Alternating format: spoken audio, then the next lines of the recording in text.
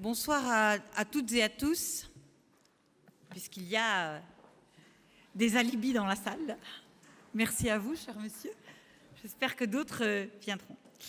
Donc, pour celles qui ne me connaissent pas, qui sont plutôt de ce côté-là, puisque j'ai réservé ma promotion pour garder l'esprit de réseau et l'esprit de corps au moment d'un événement particulier pour elles, qui est leur certification.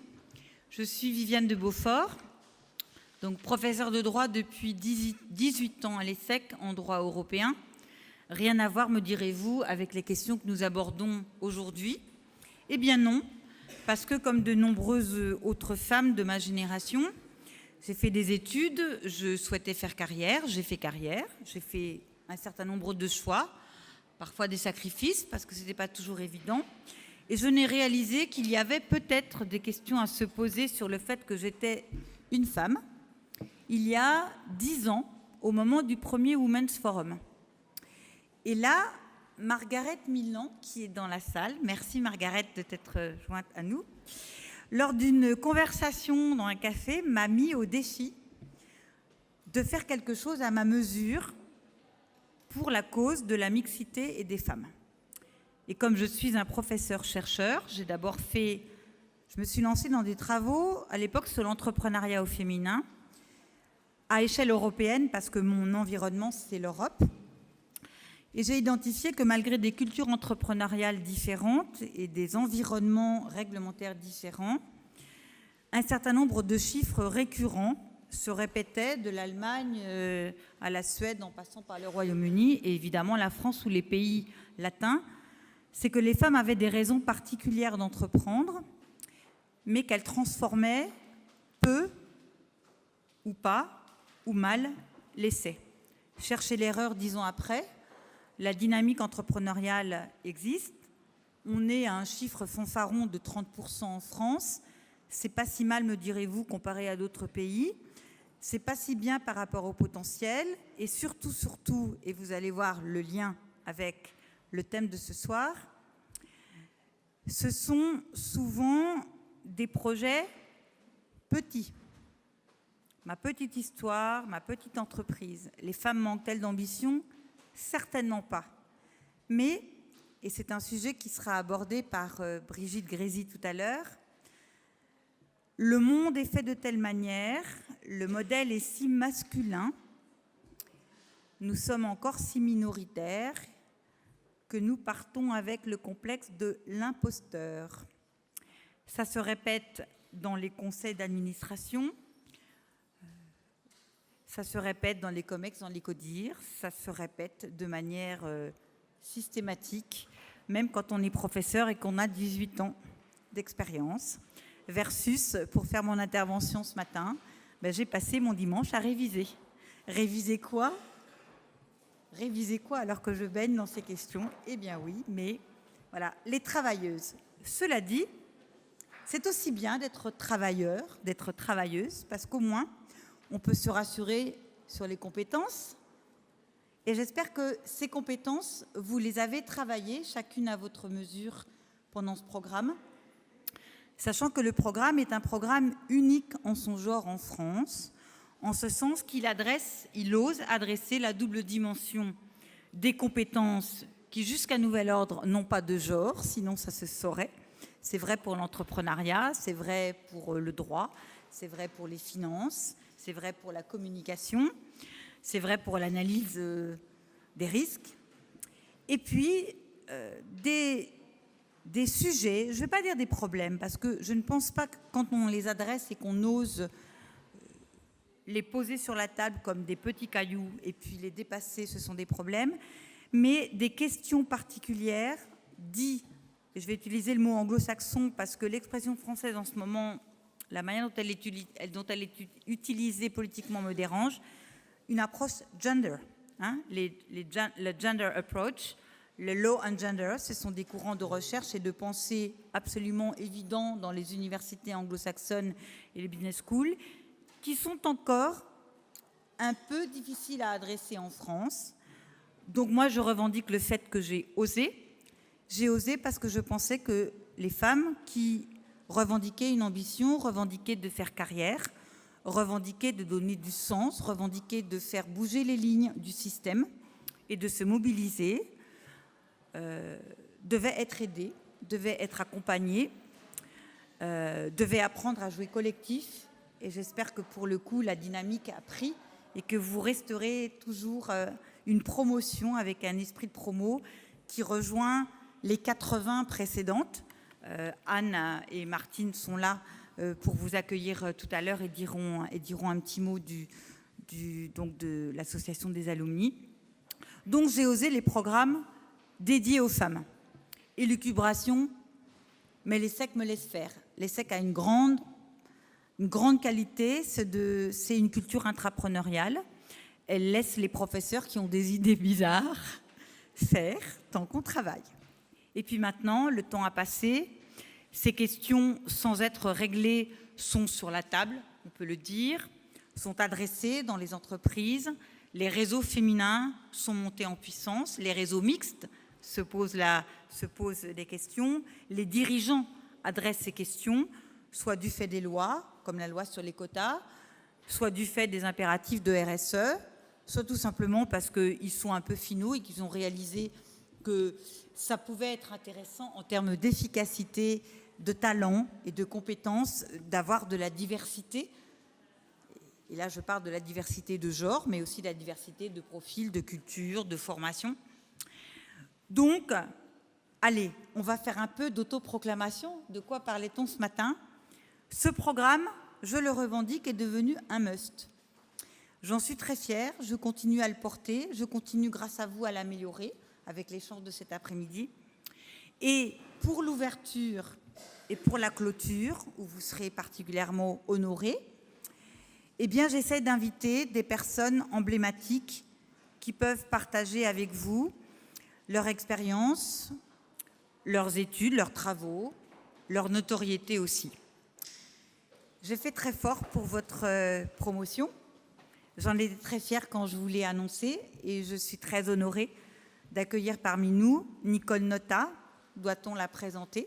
Elle dira peut-être quelques mots pour expliquer son parcours, mais en mes mots, je remercie Xavier, qui est stagiaire ici et qui a beaucoup travaillé pour faire un CV qui n'a pas la forme d'un CV, faire quelque chose de lisible et d'agréable et qui en même temps relativement complet sur le parcours de nos deux intervenantes.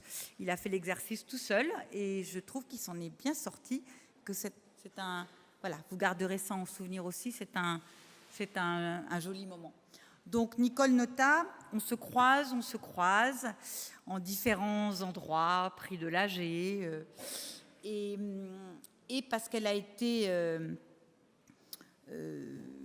honorée plusieurs fois pour ses engagements, autant dans ses mandats à la CFDT que la création de Vigéo, son engagement sur la RSE. Quand Vigéo a sorti son enquête internationale sur la manière dont les entreprises adressaient la question de la RSE au plus haut niveau, donc notamment au CA, qu'elle a eu la gentillesse de me l'envoyer et que j'ai découvert des choses, ma foi, assez interpellantes, eh bien, j'ai osé pour vous et je lui ai demandé si elle ne voulait pas venir parler de cette étude, mais surtout être votre marraine. Et être votre marraine, c'est pas seulement vous délivrer le jour J les certificats, ce qu'elle aura le plaisir de faire, c'est aussi vous envoyer le signal que ces femmes pionnières vous tendent la main et vous disent d'y aller. Donc voilà, Nicole va nous présenter cette étude sur la RSE. Ensuite, donc problématique technique qui n'a pour le coup pas de dimension de genre, quoique on pourrait intégrer la mixité dans la RSE, nous sommes bien d'accord. Ensuite, on va acter, et pour le coup d'une manière romancée, mais en même temps extrêmement technique, autour d'un livre qui m'a tenue éveillée 2 nuits de suite, une première fois quand Brigitte me l'a envoyé, et puis la nuit dernière quand j'ai révisé pour pouvoir t'interviewer, Brigitte. Donc Brigitte a un parcours très axé, pour le coup, sur ces questions d'égalité femmes-hommes. Et après avoir réalisé un certain nombre d'études très sérieuses dans le cadre de la fonction publique et de ses engagements, je ne sais pas pourquoi, et ça sera une des questions que je vais lui poser, elle a décidé de traiter très sérieusement ces questions des stéréotypes qui nous empêchent de passer la 5e, qui nous empêchent de nous engager, qui nous empêchent d'oser. Je parlais du complexe de l'imposteur tout à l'heure. Elle a décidé de mettre l'accent sur cette question-là. J'ai décidé de vous offrir ce livre parce qu'il m'a séduit, parce que c'était une manière non sérieuse d'aborder une problématique très sérieuse. L'idée, c'est de ne pas faire un drame de ces problématiques, de savoir les poser sur la table et de les dépasser. Et Brigitte, après avoir présenté le livre, après la remise des certificats, donc fera une séance de dédicace pour celles qui ont envie d'avoir un souvenir de l'auteur. 3e temps, la remise des certificats. J'appellerai donc Madame Nota, votre marraine, et puis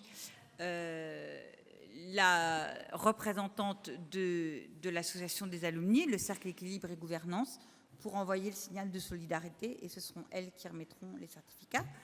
4e temps, donc je l'ai indiqué, juste que vous sachiez dans quel ordre ça se déroule. 4e temps, cocktail pour tout le monde et séance de dédicace pour celles qui le souhaitent.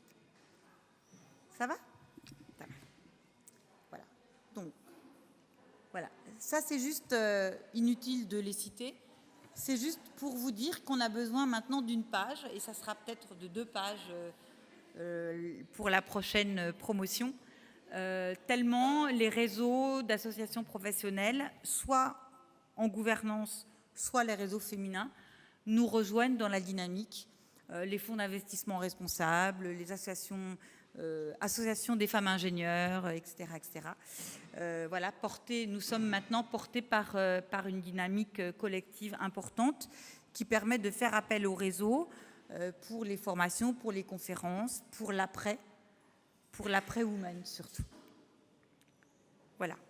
Donc, je vais appeler maintenant au micro Nicole Nota pour une présentation de cette étude spécifique des enjeux de RSE au sein de la gouvernance d'entreprise. Mais nous avons évidemment convenu avec Madame Nota qu'elle aurait toute liberté, en restant sur cette page-là, et puis après, donc, très facile, de peut-être revenir un petit peu sur son parcours comme elle le souhaite, et de la manière dont elle le souhaite. Je trouve qu'on n'est jamais mieux servi que par soi-même. Et puis, évidemment, de présenter Vigéo. Je ne veux pas dire présenter Vigéo, parce que Vigéo est incontournable, mais peut-être de resituer un petit peu Vigéo, et puis ensuite de passer à cette problématique au stade où on parle de RSE, on en a plein la bouche. Qu'en est-il réellement de la manière dont l'entreprise l'intègre en termes de données majeures? On parlait d'ADN cet après-midi avec Dominique de la Garandrie dans sa stratégie d'entreprise. Madame, merci encore et à vous la parole.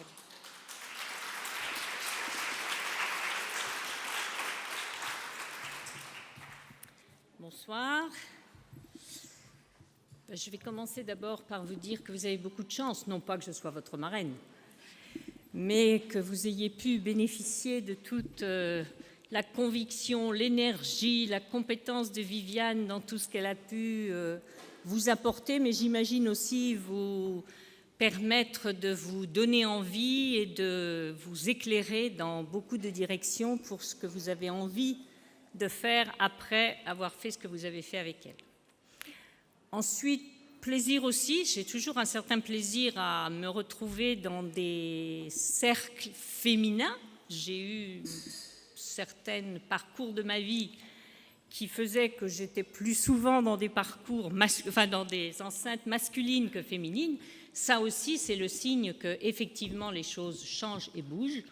Et il y a 20 ans, je peux vous dire que ce genre de situation était quand même très, très rare. Alors oui, je vais vous parler de l'intégration de la responsabilité sociale dans les enjeux de gouvernance, mais c'est vrai qu'il est peut-être intéressant que je vous dise avant d'où vient le fait que je peux vous présenter aujourd'hui une étude sur ce sujet-là. et donc revenir un peu sur, en quelque sorte, ce qui s'est passé au moment où j'ai créé Vigéo, qu'est-ce qui m'est passé par la tête pour en avoir l'idée d'abord et l'envie ensuite, et qu'est-ce que ça recouvre aujourd'hui par rapport au concept, mais surtout par rapport à l'utilité et à ce que fait Vigéo sur ce domaine.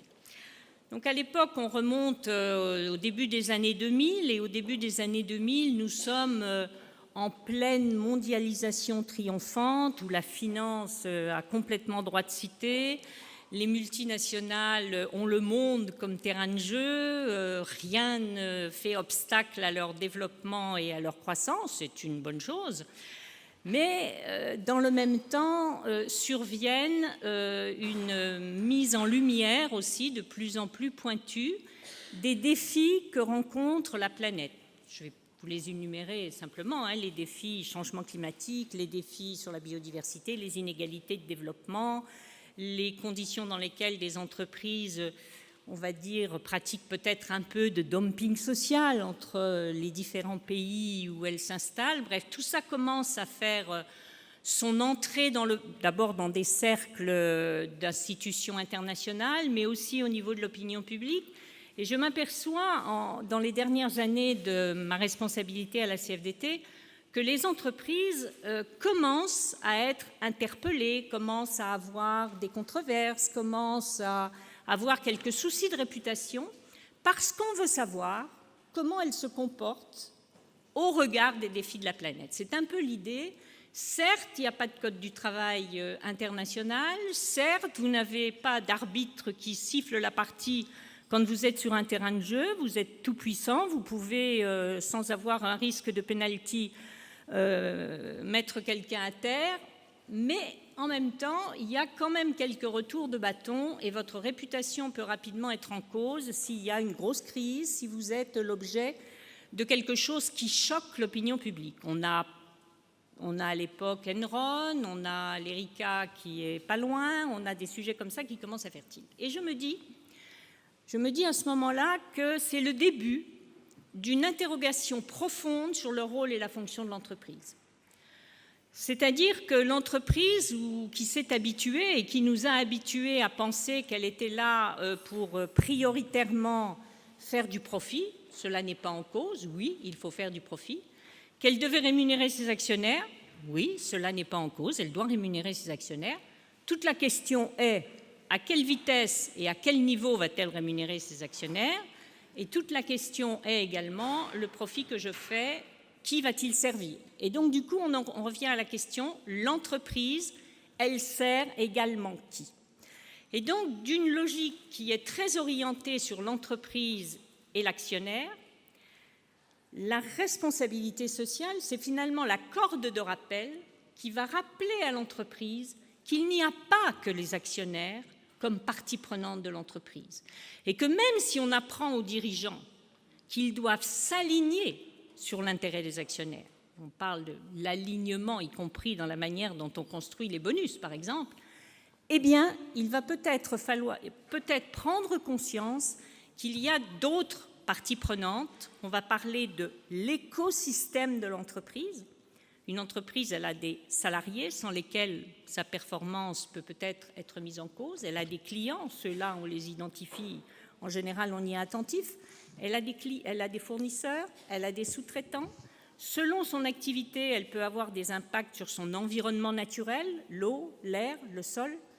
Et donc, tout cela va devenir ce que l'on va appeler progressivement les facteurs de responsabilité sociale, sociétale, environnementale de l'entreprise. Voilà comment naît cette idée et comment je me dis qu'il va progressivement, que les entreprises vont devoir rendre des comptes sur la manière dont elles prennent vraiment en compte, certes, les intérêts des actionnaires, c'est la manière dont elles gèrent la gouvernance, mais dont elles vont aussi prendre en compte les intérêts évidemment légitimes de ces autres parties prenantes, de ceux de son écosystème.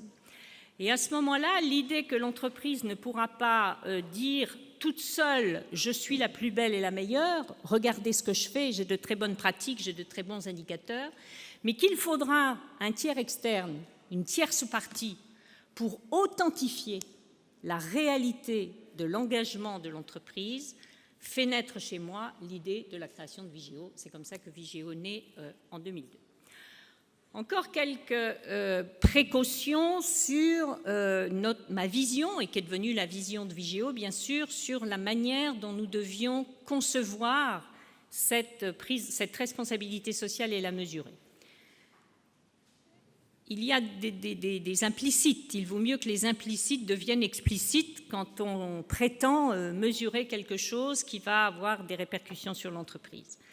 La responsabilité sociale, vous pouvez avoir une conception qui existe encore dans le monde, qui est une conception, on va dire, qui se rapproche du mécénat. Je fais des bonnes actions, qu'il est très intéressant de faire, sur la culture, pour l'éducation, pour la santé. Je dégage un certain nombre de fonds, je crée des fondations qui vont s'attacher à développer des programmes en faveur de ces actions pour le mécénat. C'est une approche qui est très développée aux États-Unis, anglo-saxonne en général, mais vous voyez bien, c'est une approche qui vise à faire de la responsabilité sociale une action périphérique par rapport au cœur de métier de l'entreprise, par rapport au métier de l'entreprise, par rapport aux fonctions de l'entreprise. Et là, il était très important de savoir si on allait simplement mesurer les actions sociétales ou si, au contraire, on allait mesurer tout ce qui doit, à nos yeux, rentrer dans le champ, dans le cœur de métier, dans la stratégie, se diffuser dans les fonctions de l'entreprise pour véritablement constater le degré de prise en compte des intérêts des parties prenantes, des impacts que l'entreprise produit sur ces différentes parties prenantes et que nous rendions compte de ce niveau d'engagement, de ce niveau de diffusion. En fait, l'idée, c'est que derrière cette prise en compte par l'entreprise, il y a aussi de la création de valeur. Nous prétendons, et ça commence à se démontrer, qu'il y a une création de valeur sociale, qu'il y a une création de valeur environnementale, et que plus l'entreprise est en capacité de le mettre en évidence, d'abord de le faire, de le démontrer, plus elle assure son avenir et plus elle se met en situation de création de valeur durable. C'est tellement vrai qu'il y a des investisseurs aujourd'hui qui s'intéressent à la manière dont les entreprises prennent effectivement en compte l'intérêt de leur écosystème. Ils parlent de risques liés aux enjeux de la responsabilité sociale.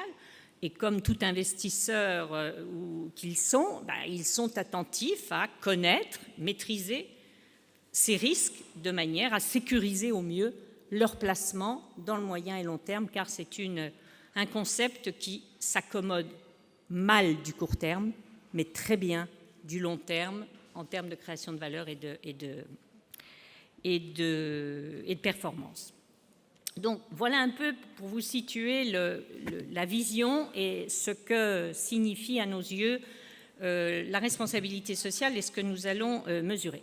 Donc je vais aller très vite, peut-être ce document vous sera remis, je n'en sais rien, mais en tout cas je ne vais pas faire... voilà, vous avez là ce que je viens de vous raconter, c'est comment on s'est créé. Vous voyez qu'on a deux grands types de services, un service aux gérants d'actifs investisseurs, je viens de vous en parler, qui s'attache à nous solliciter pour obtenir nos opinions, nos notations sur les multinationales, et puis un service aux entreprises et aux collectivités avec notre mission que vous voyez affichée dans le bas de cet écran. Je passe rapidement là-dessus pour que vous voyez tout de suite je vous parlais d'écosystème. L'écosystème, vous le retrouvez là.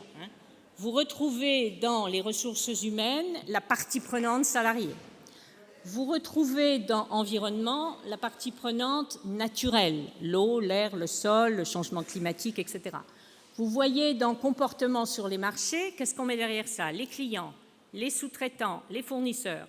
Quand je vous dis Bangladesh, Rana Plaza, tout de suite, ça vous évoque quelque chose.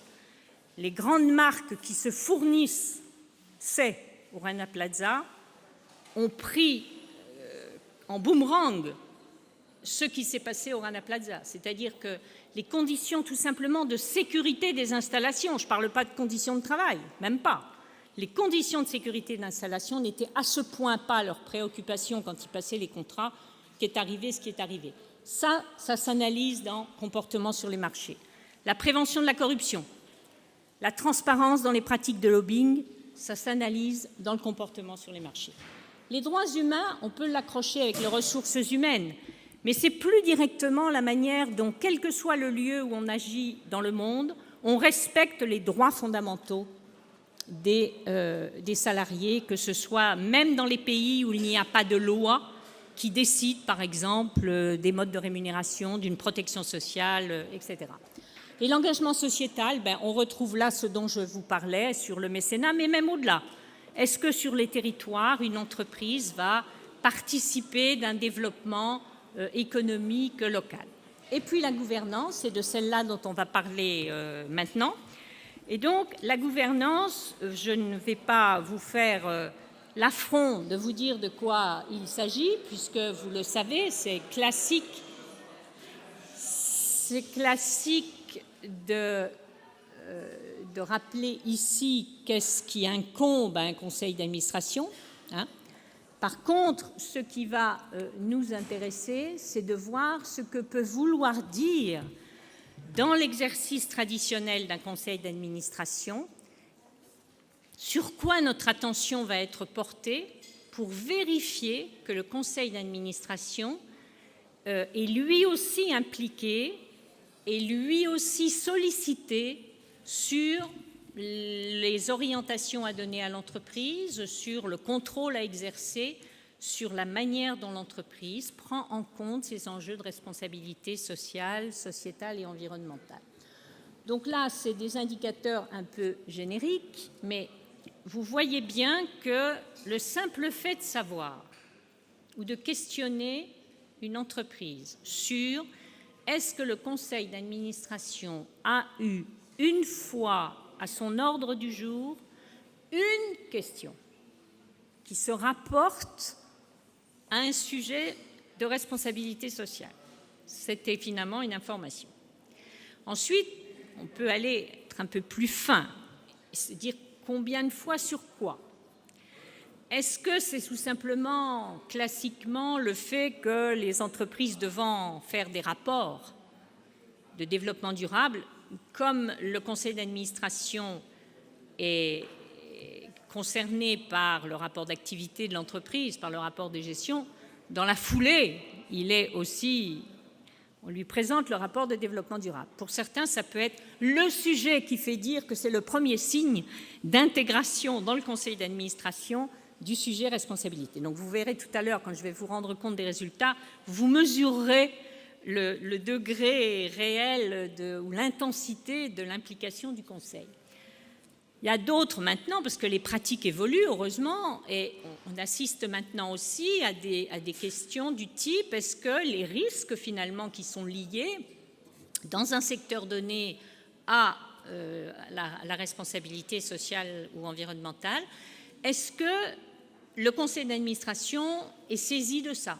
Ou est-ce que vous le confiez à une commission du conseil? Ou est-ce que vous créez une commission spécifique pour traiter les questions de responsabilité sociale? Si vous me demandez mon avis, je dis qu'aujourd'hui, le sujet est encore tellement émergent que pour moi, le bon niveau de prise en compte par le conseil d'administration, c'est dans le conseil plénier. Et que le moment n'est pas venu de déléguer ce sujet dans une commission. Évidemment, ma position est trop caricaturale. Il peut y avoir des commissions qui sont très utiles. Mais enfin, il me semble que le démarrage est là.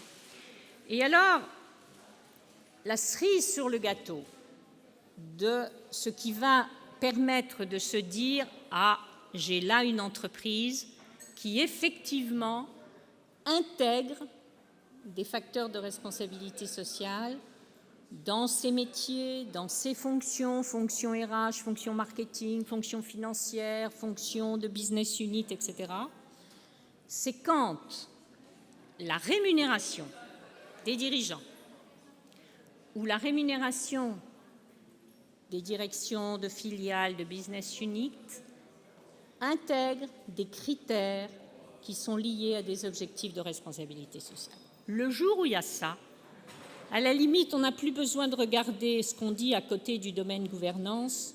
On sait qu'on est dans une entreprise où la prise de conscience est réelle.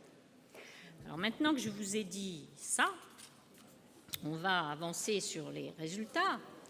Donc l'étude, elle a porté sur 1123 entreprises. Ce n'est pas des entreprises publiques, je ne sais pas pourquoi public est là. Et donc des européennes, Amérique du Nord et Asie-Pacifique. Alors, je vous parlais du premier niveau d'intégration de la RSE dans les systèmes de gouvernance. Donc, vous voyez qu'on est le 4,4%, c'est celui qui se rapporte à l'intégration des questions de RSE dans l'ensemble des organes de la gouvernance. C'est le niveau le plus avancé. Donc, vous voyez là, on a 4,4%, il y a encore des marges de progrès. Ensuite, on a le 29,8, où on est dans un début d'intégration, ce n'est pas seulement un sujet, ça progresse. Et puis, pas d'intégration du tout des enjeux RSE. Vous voyez qu'on a encore là un bon paquet et qu'il y a des marges de progrès. Alors, si je viens assez rapidement pour ne pas vous encombrer de chiffres, nos constats, c'est vraiment qu'il y a beaucoup d'hétérogénéité dans la manière dont les entreprises, je dirais, embarquent le conseil d'administration dans leur stratégie, dans les orientations, dans le reporting concernant leur politique de responsabilité sociale. Et c'est tellement hétérogène. Ce n'est pas seulement hétérogène entre l'Europe, entre les États-Unis et entre l'Asie. C'est hétérogène à l'intérieur d'un continent. C'est hétérogène entre les différents secteurs, secteur énergie, secteur banque, secteur, etc. Et c'est hétérogène à l'intérieur d'un même secteur. Ce qui est étonnant. On peut se dire, par exemple, dans le secteur automobile ou dans le secteur de l'énergie, il y a quand même des enjeux. Ces secteurs ont un peu les projecteurs braqués sur elles. On pourrait donc considérer que la prise de conscience, elle avance d'une manière à peu près commune. Pas du tout. Donc, qu'est-ce qui va faire la différence à l'intérieur d'un même secteur? Eh bien, c'est vraiment la volonté des dirigeants. Et quand je dis des, c'est même du ou de là, mais pour le moment encore plutôt du. Et ça, c'est évident que lorsque le boss, le top, est vraiment convaincu qu'il y a là de nouveaux enjeux, on voit évidemment la différence. Les entreprises européennes, pour autant, apparaissent comme les plus avancées. Ce n'est pas étonnant, hein. Il ne faut pas croire qu'on est meilleur que les autres. Ce n'est pas étonnant parce que l'Europe a depuis longtemps intégré une petite musique sur le modèle social européen. Et finalement, entre modèle social et responsabilité sociale, il y a une certaine connexion. Et puis, quand on dit la France n'est pas mauvaise non plus, mais la France est la première à avoir créé l'obligation de reporting. Et quand on est obligé de raconter ce qu'on fait en RSE, il y a un moment, on ne peut pas seulement raconter, on ne peut pas que raconter des histoires. Il faut qu'on ait quelque chose à dire. Et donc l'obligation de rapporter est devenue aussi un excellent booster de l'action en faveur de la RSE. Et sur ce qui concerne donc, je vous disais, l'indicateur RSE dans la rémunération des dirigeants, celui qui est tout au bout, vous voyez que, surprise, c'est aux États-Unis que ce critère est finalement le plus développé. Et en Europe, il est vraiment très émergent. Donc, quand je vous disais que c'était le critère qui finalement faisait vraiment la différence pour mesurer la tangibilité réelle de cette intégration, il y a encore beaucoup de chemin à parcourir en la matière. Quand même quelques autres éléments de conclusion. Les meilleures performances, elles viennent dans les secteurs, en intégrant ce que je vous ai dit sur l'hétérogénéité à l'intérieur des secteurs, mais quand même, et c'est normal, dans les secteurs qui ont des impacts forts, soit sur l'environnement, soit sur la santé et la sécurité. Et finalement, dans les thèmes ou les critères qui sont souvent avancés pour le bonus ou pour la rémunération des dirigeants, dans les secteurs industriels, on retrouve beaucoup la question de la santé, de la sécurité et des accidents du travail, ce qui est normal. Et on commence à voir naître quelques autres critères. Mais vous voyez bien qu'il faut que ce soit des critères qui soient très mesurables pour qu'on puisse dire il est atteint et donc je déclenche ou je ne déclenche pas l'intéressement ou en tout cas la règle de la rémunération. Concernant les différents secteurs, donc vous voyez là, les plus performants, toutes choses étant relatives, c'est chimie, mines et métaux, construction lourde, c'est des secteurs sur lesquels les controverses, les projecteurs, tout ça est très très puissant, donc ils entendent, ils sont réactifs. Au niveau du contrôle interne, on en retrouve de la même façon, l'énergie, la chimie, les mines et les métaux. Et dans la rémunération des dirigeants, on est sur services, gaz, électricité, énergie, qui sont là encore des secteurs qui sont devenus tellement eux aussi sous les feux de la rampe qu'ils ont, je dirais, d'une certaine manière progressé, avancé, et on peut en voir les conséquences dans cette étude. Donc, en conclusion,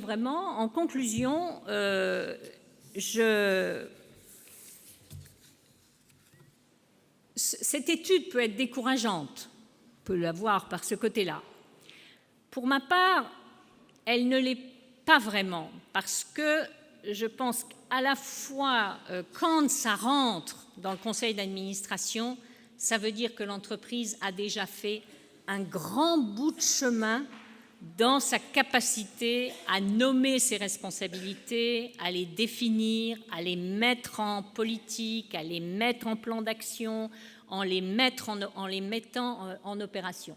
Donc, finalement, c'est une conclusion, c'est un révélateur que l'on peut voir à travers ce qui se passe dans les conseils d'administration, mais en tout cas un révélateur qui ne peut qu'engager de futures administratrices à ne pas oublier de lever le doigt dans les conseils d'administration pour demander « Et où en êtes-vous sur les questions de responsabilité sociale ?» Je vous remercie.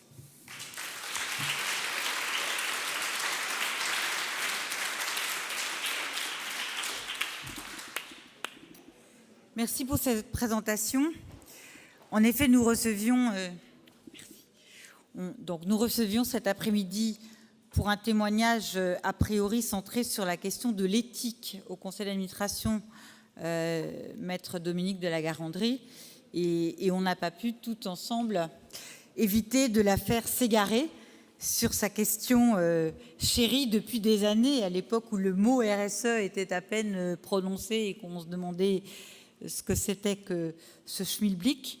Donc Dominique, avocate en droit du travail, extrêmement impliquée sur les questions de RSE, qui disait, je peux la citer, puisqu'elle est administratrice chez Renault, qu'effectivement cette question est désormais adressée, mais plutôt tardivement, je parle sous votre contrôle, que désormais une femme d'ailleurs dédiée à la RSE, bon signe reportant directement à la direction, ça c'est un bon signe et non pas à la communication, avait fait un travail assez remarquable et que ce qu'il restait à faire, c'est que les rapports réguliers qu'elle faisait soient intégrés à l'ordre du jour du conseil d'administration de manière plus systématique. Et elle a effectivement évoqué le pouvoir du questionnement, poser la bonne question, celle qui dérange, de manière aimable, mais poser la bonne question.